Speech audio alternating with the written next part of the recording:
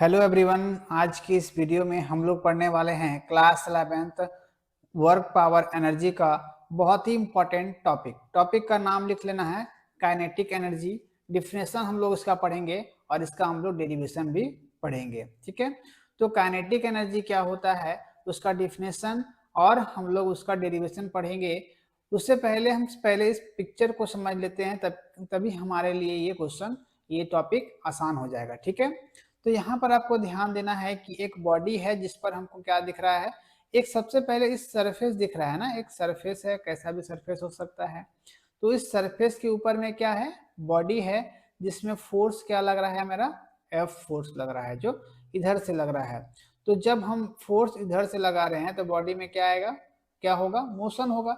Motion होगा तो कुछ समय के बाद ये बॉडी कहाँ पर होगा, भी इस पॉइंट पर होगा। ठीक है, अभी इस पॉइंट पर होगा जहां पर मेरा वेलोसिटी क्या होगा, v होगा। ठीक है, लेकिन जो बॉडी अभी रेस्ट में है, जब तक इसमें फोर्स नहीं लगा है, बॉडी रेस्ट में है, तो यहाँ पर इसका वेलोसिटी क्या होगा, u इक्वल टू 0। और ये यहाँ पर क्या होगा, v वेलोसिटी इसका कुछ भी हो सकता है। ठीक है, अब यहाँ से पहले ऑब्जेक्ट जहां पर रुका हुआ था वहां से लेकर के जो मोशन किया वहां तक का हम लोग डिस्टेंस मान लिए, डिस्प्लेसमेंट मान लिए एस। इसको हम लोग डिस्प्लेसमेंट को क्या मान लिए हैं, एस मान लिए हैं। ठीक है, ये पिक्चर समझ में आ गया होगा। इस पिक्चर से हमको ये समझ में आता है कि काइनेटिक एनर्जी हम किसको बोलेंगे, वैसे जिसे काइनेटिक एनर्जी डेवलप कैसे होता है, तो इसमें मोशन के कारण काइनेटिक एनर्जी जो होगा वो मोशन के कारण डेवलप होता है। ठीक है, अभी हम इसका डिफिनेशन नहीं गए, इस डिफिनेशन में और भी आपको क्लियर हो जाएगा कि काइनेटिक एनर्जी जो मेरा होता है वो डेवलप कैसे होता है ना। तो काइनेटिक एनर्जी जो है मोशन के कारण डेवलप होता है। जैसे कि ये बॉडी में हम फोर्स लगाएं तो ये मोशन में आया, तो इसी मोशन में आने से उसके अंदर क्या हुआ, एक काइनेटिक एनर्जी डेवलप होता है। ठीक है, क्लियर हो गया होगा। अब हम इसका डिफिनेशन करते हैं तब आपको ज्यादा क्लियर हो जाएगा। ठीक है, चलिए यहाँ से हम इसको इरेज करते हैं। ठीक है, अब आपको यहाँ पर दिख रहा होगा हेडिंग काइनेटिक एनर्जी के बाद अब हम इस पॉइंट को करते हैं। Kinetic energy is the energy possessed by a body due to its motion.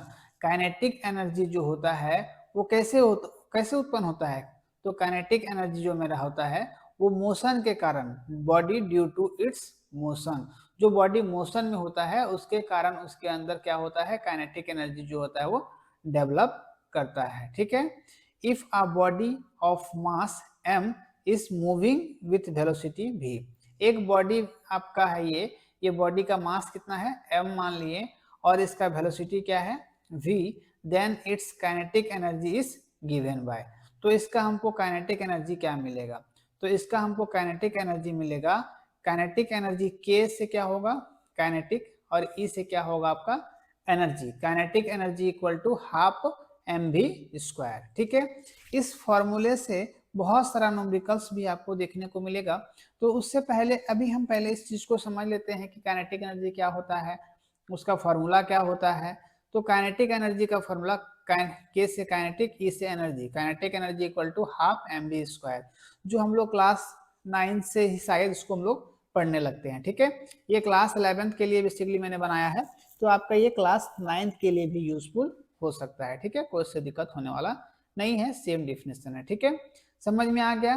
तो काइनेटिक एनर्जी डेवलप मेरा कैसे होता है, जो बॉडी मोशन में होता है उसके कारण मोशन से ही उसमें काइनेटिक एनर्जी बॉडी में आपका जनरेट होता है या फिर उत्पन्न होता है। ठीक है, समझ में आ गया होगा।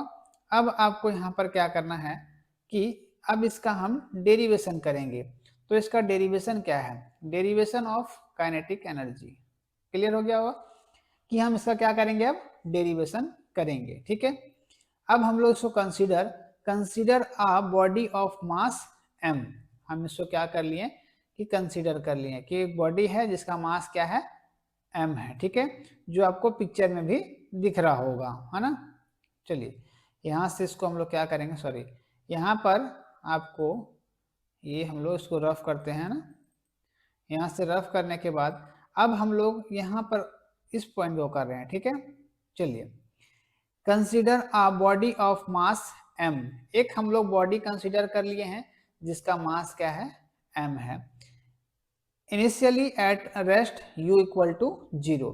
जब बॉडी रेस्ट में है तो u क्या होगा, यहाँ पर 0 होगा। ठीक है, जैसे देखिए ये बॉडी अभी क्या है, रेस्ट में है। जब तक हम इसमें फोर्स नहीं लगाएंगे तब तक बॉडी क्या होगा, रेस्ट में ही होगा ना।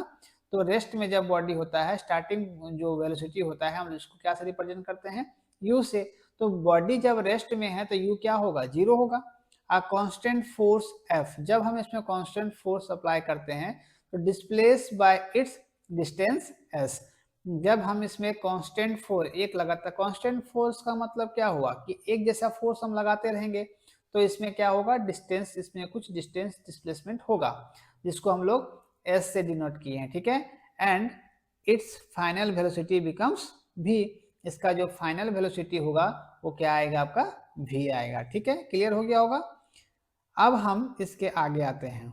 तो देखिए आप एग्जाम में जो है आपको नॉर्मल डेरिवेशन मैथ के जैसा बता देते तो आप लोगों को शायद उतना क्लियर नहीं होता है। ठीक है, जैसे कि देखिए इस तरह से आप अगर लिखते हैं, जैसा कि हम यहाँ सजा करके लिखे हुए हैं, इस तरह से आप लिखोगे तो आपका एक भी मार्क्स नहीं कटने वाला है। ठीक है, देखिए ये मैथ आपका नहीं है, फिजिक्स जो है इसमें मैथ से हम लोग सॉल्व करते हैं, लेकिन हम ये इसको पूरा मैथ हम नहीं कर देंगे।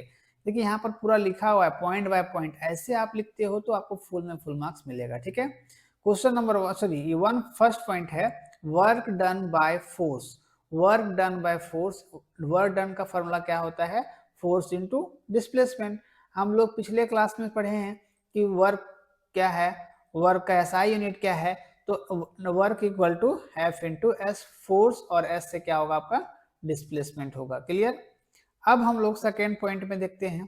तो सेकेंड पॉइंट क्या है, यहाँ पर सेकेंड पॉइंट में हम लोग देखते हैं from Newton second law. Newton second law से हम लोग क्या करेंगे, तो Newton second law of motion हम लोग पढ़े हैं। तो Newton second law of motion क्या होता है, इसके बारे में ज़्यादा डिटेल नहीं जाते हैं, लेकिन Newton second law of motion, Newton first law of motion, Newton third law of motion, ये सब हम लोग पढ़े हुए हैं प्रीवियस वीडियोस में। ठीक है, तो Newton second law of motion का फॉर्मूला जो हम लोग पढ़े थे, F इक्वल टू ma, है ना, force equal to mass into acceleration. तो यहाँ से हम F का जो वैल्यू निकाले हैं उसको कहाँ पर पुट कर सकते हैं, यहाँ पर पुट कर सकते हैं कि नहीं, बिल्कुल कर सकते हैं। अब दो चीज तो हम लोग यूज कर लिए, पहला वर्क डन का और सेकेंड जो हम लोग किए हैं Newton second law of motion का यूज किए हैं। ठीक है, क्लियर। अब आप इसके आगे आते हैं। ठीक है, चलिए थर्ड पॉइंट अब आपको देखना है। थर्ड पॉइंट क्या है आपका, थर्ड पॉइंट जो है ये इस फॉर्मूले से भी हम लोग वाकिफ हैं, ये भी आपके लिए कोई नया फॉर्मूला नहीं है। Using equation of motion, equation of motion जो हम लोग चैप्टर 2 में पढ़े थे, इक्वेशन ऑफ मोशन क्या होता है, तो using equation of motion v square equal to U square plus 2as, है ना, इस फॉर्मूले को हम लोग पढ़े हुए हैं इक्वेशन ऑफ मोशन में। इसका डेरिवेशन भी आपको प्रीवियस वीडियो में मिल जाएगा, वहां से भी आप जा करके इसको देख सकते हैं। ठीक है, equation of motion v square equal to U square plus 2as, है ना, जहां से मेरा वेयर u क्या होगा, 0 होगा। मतलब ये जो टर्म हुआ आपका, ये जो टर्म क्या हुआ आपका, ये पूरा कैंसिल हो गया, क्योंकि यू स्क्वायर मतलब u 0, u मतलब क्या, इनिशियल वेलोसिटी जो बॉडी रेस्ट में है तब का, तो u क्या होगा आपका 0 पुट करेंगे u की जगह पर। ठीक है, अब हम इसके आगे आते हैं फोर्थ पॉइंट में। ठीक है, तो फोर्थ पॉइंट क्या है ये आपको ध्यान देना है यहाँ पर। तो फोर्थ पॉइंट में देखिए, फोर्थ पॉइंट को समझने के लिए थोड़ा सा आपको ध्यान देना है थर्ड पॉइंट में। ठीक है, यहाँ से v square equal to U square plus 2s, मतलब यहाँ पर यू स्क्वायर का काम खत्म हो गया मेरा ना, इसको हम लोग, इसका काम ही खत्म हो गया। क्यों हुआ, क्योंकि ये 0 हो गया ऑलरेडी। ठीक है, तो यहाँ से v स्क्वायर का क्या बच गया, v square equal to 2as। क्यों ऐसा हुआ, क्योंकि ये मेरा पूरा खत्म हो गया, इसका हमको काम ही नहीं है ना। अब ये मेरा टोटल क्या हो गया, 0 हो गया। ठीक है, चलिए इसको हम लोग हटा देते हैं। ठीक है, अब समझ में आ जाएगा आपको। तो यहाँ से ये पूरा हट गया, तो v स्क्वायर इक्वल टू क्या हो गया, 2as।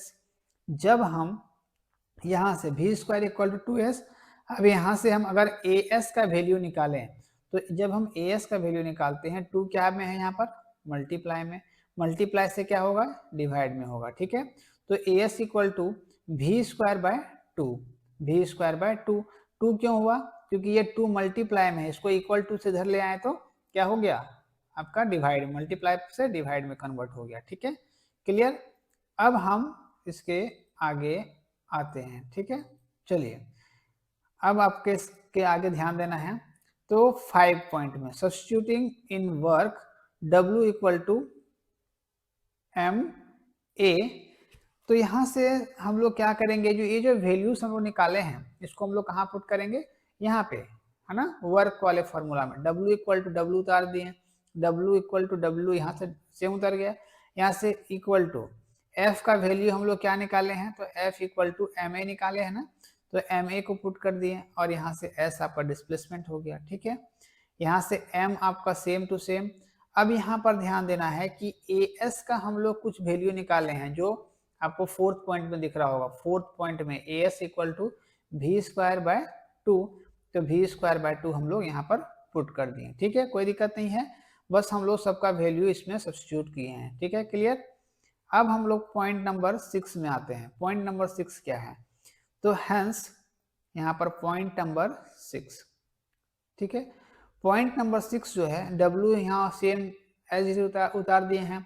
यहाँ से आपका क्या होगा 1/2, 2 जो यहाँ डिवाइड में है तो 1/2 को हम लोग बाहर ले लिए, यहाँ से M आ गया, यहाँ से V स्क्वायर रह गया। ठीक है, ये मेरा W equal to 1/2 MV square.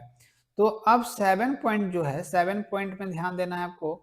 तो 7 सब पॉइंट क्या है, since work done equal to since work done is equal to kinetic energy grain.